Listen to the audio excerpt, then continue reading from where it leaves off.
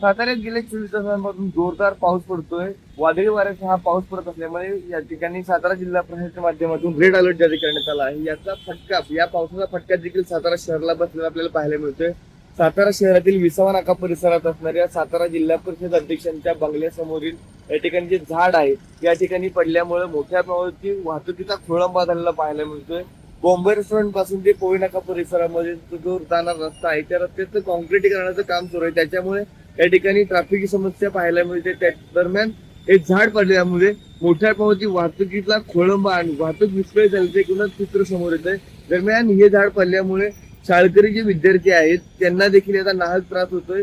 कामाला ये जा करणार या ठिकाणी जे स्थानिक नागरिक आहेत, जिल्हाभरातून जे सातारा शहरात येणारे कामासाठी नागरिक आहेत त्यांना देखील या झाड पडल्यामुळे मोठ्या प्रमाणावरती नाहक त्रास सहन करावा लागतोय. सातारा नगरपालिका प्रशासनाच्या माध्यमातून या ठिकाणी हे झाड लवकरात लवकर काढण्यात यावं, नागरिकांची गैरसोय, शाळकरी मुलांची गैरसोय या ठिकाणी दूर करण्यात यावी अशी मागणी एकूण होताना आपल्याला पाहायला मिळते.